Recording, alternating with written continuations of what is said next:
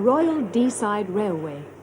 Since 1853, when this line was opened and used by Queen Victoria, every reigning British monarch has travelled along the beautiful valley of the Dee to Ballater and the royal home, Balmoral.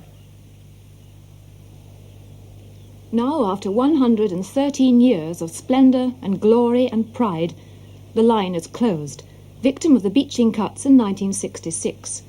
The stations are deserted, receiving only the attention of vandals. The Royal Deeside line is dead. The rails have gone, and nature has started to reclaim her own, healing the wound of the track. But at Crathes, near Banchory, a young man has bought the old station and is converting it into a home and workshop. Malcolm Appleby has been called the most brilliant young engraver alive today. An unconventional designer and artist, his scratches, as he describes his engraving, reflect a great love of nature. And here at Crathes, peace, beauty and inspiration are on his doorstep. But first came the problem of the station.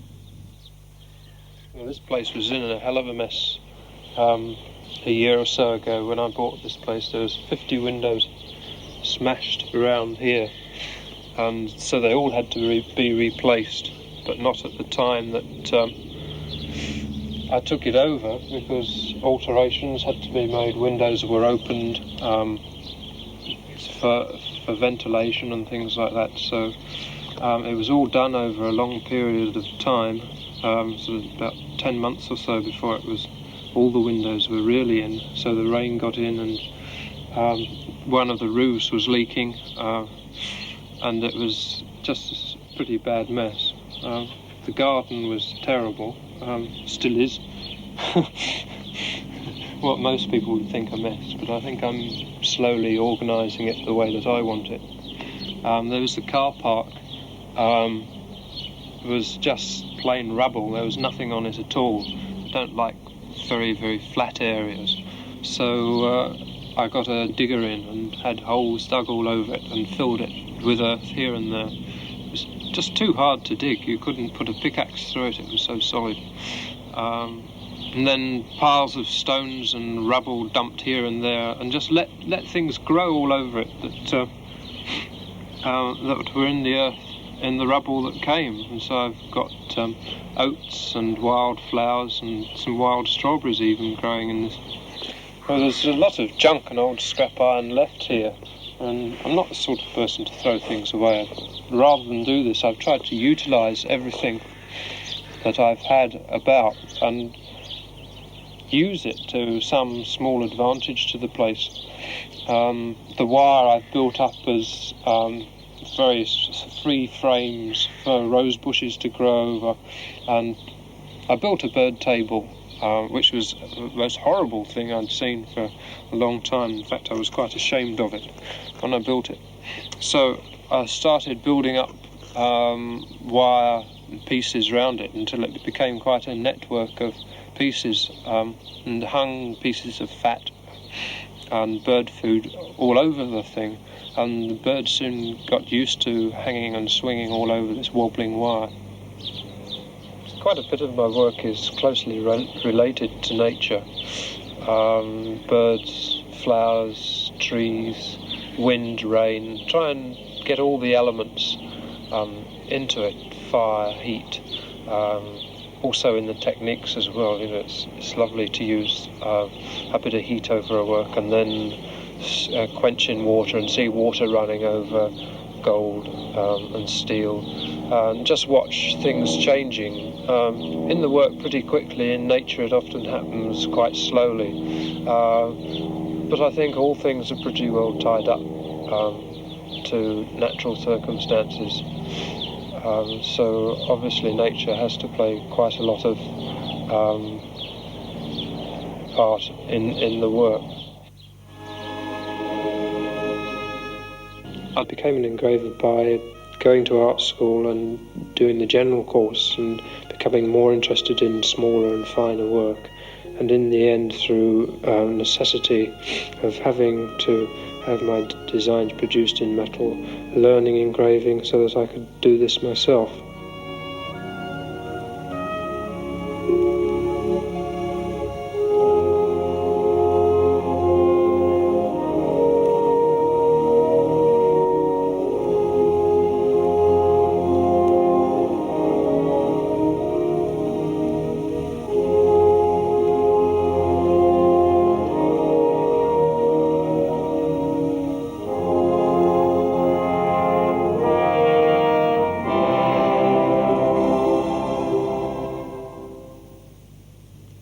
from a minute silver cube to the infinity of space.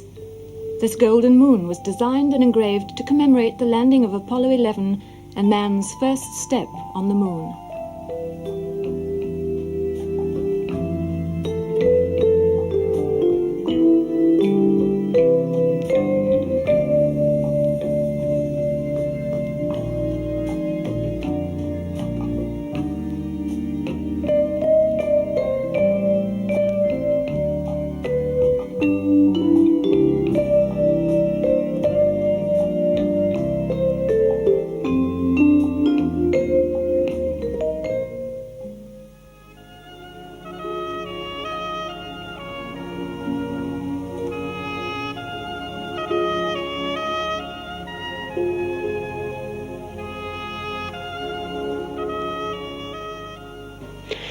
I think people now are getting fed up with seeing cheap mass-produced articles.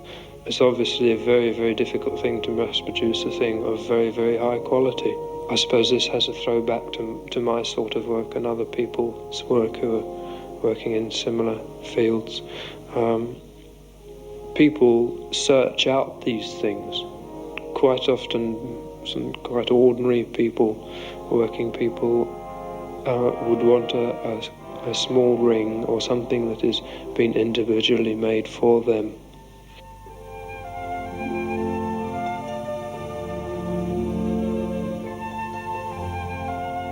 Individually made for the individual.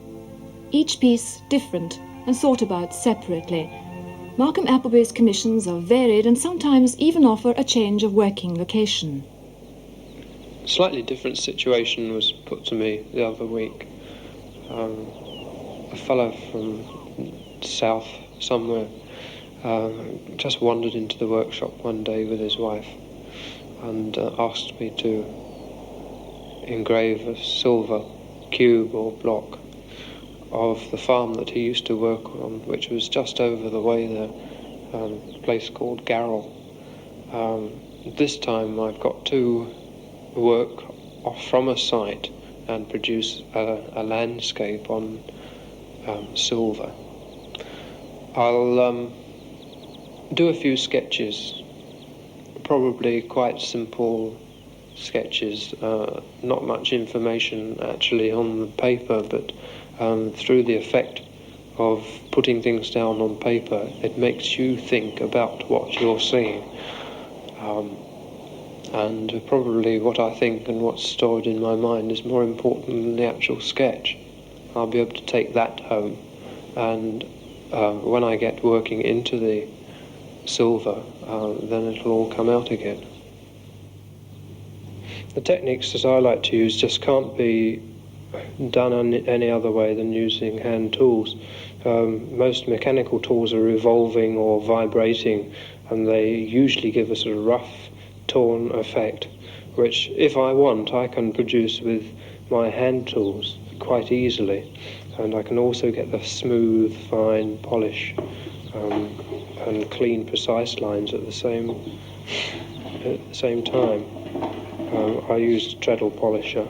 I find that good fun and exercise.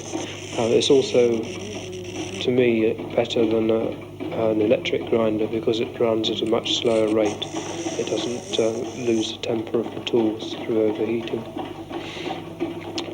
So I've got very few tools at all that are actually mechanical.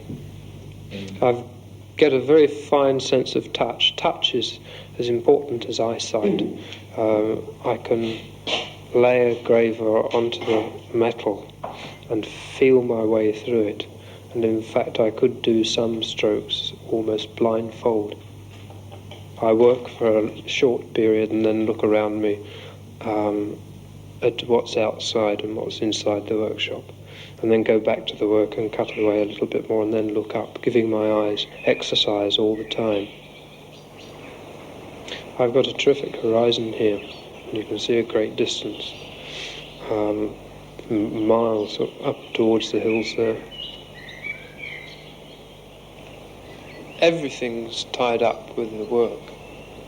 I think probably walking's as much tied up with the work as anything else, but when I'm actually doing it, it doesn't feel it. It's only when I get back into the workshop that I find things are coming out of what I've seen while I've been wandering about and going into the metal, into the steel, or onto a bit of paper or ivory or something like that, being tied into the work again. But at the time it seems quite irrelevant. A man with a love of nature, living in a closed-down railway station, can, with patience, observe the gradual changes around. Birds, trees, flowers, wind, rain, things change. In nature, it often happens quite slowly. But sometimes work changes slowly too. This chessman is one of a full set now in commission, each piece singularly different, but yet related. Not black against white, but sun and moon in opposition. Well, I determined the shape pretty rigidly before I started. I wanted this bullet shape. It's still a reasonably natural shape. I usually mark the face first and then the moon afterwards. Then I cut these areas out with a hammer and chisel, so that they're left standing proud from the rest of the piece of steel.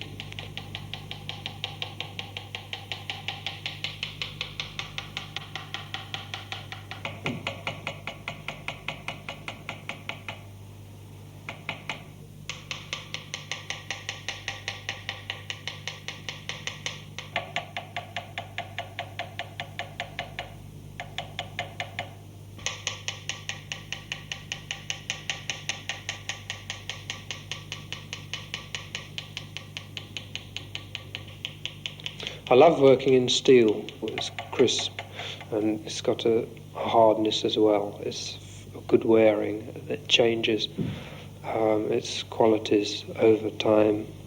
It goes brown and warm and mellow.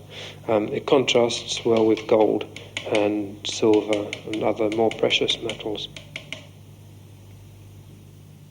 Other pieces are chiselled in until I've got the whole shape roughed out. Then start the heavy engraving, which is going to be inlaid with gold. The scroll engraving round the point.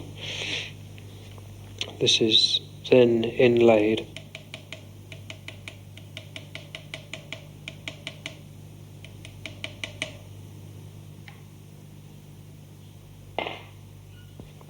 This is then taken down to the garage, and then I use the oxyacetylene.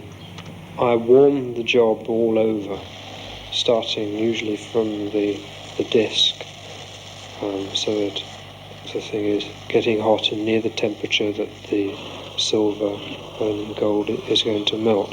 Then I choose on a small point, and I heat that up carefully and watch and wait until the gold runs, and it then flashes and spreads over the surface of the steel. And at that point I move the torch over like a paintbrush, and with the heat the gold follows the brush round, and that way I can control what is happening just a little bit. After you've been all the way round and thoroughly checked that all the inlay has been fired and is well melted in, and I just quench it in cold water.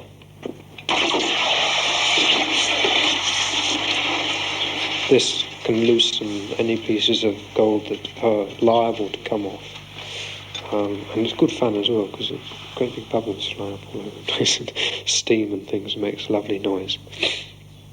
Then it comes back to the workshop again, and it's put in acid to clean off all the scale left from the heating up. After it's been in for a while, the gold appears on the surface as all the scale begins to float away through the action of the acid. It has to be taken out and cleaned and put back in the acid again until it's completely free.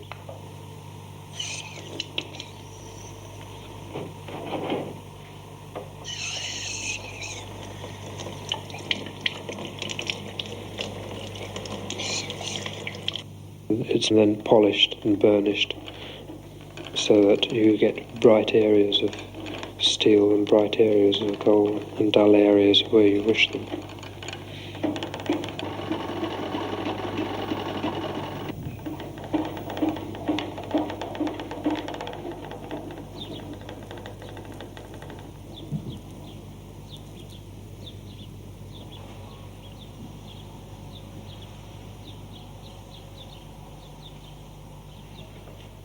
The bottom piece will be covered by engraving, partly to stop the scratch marks showing when the pieces have worn over the years. Also, I've employed similar motifs on the base, suns and moons, but the technique I've used has been scroll work. I'm thinking of using seals on some of the major pieces so they can be used as ceremonial seals or for sealing letters. I can see myself developing from this set. Obviously I'll be tied down to some small fine work for about 3 or 4 years. I might completely break away after the 3 years and do some quite large pieces of steel heavily engraved. My first ambition is to finish this chess set. It'll probably take me longer than I anticipate things normally do. To become more perfect in my original craft, which is engraving, and also at the same time expanding it into other fields. To become more skilled, trying to reach perfection in perhaps one thing is something that I'll never do, but it's good to try. I don't feel ambitious at all, not in the ambitious way anyway. Just to sit down and do my days scratching and fiddling about, pottering around. I'm not a tycoon. Don't think I ever will be. Probably end up in a debtor's prison in the end.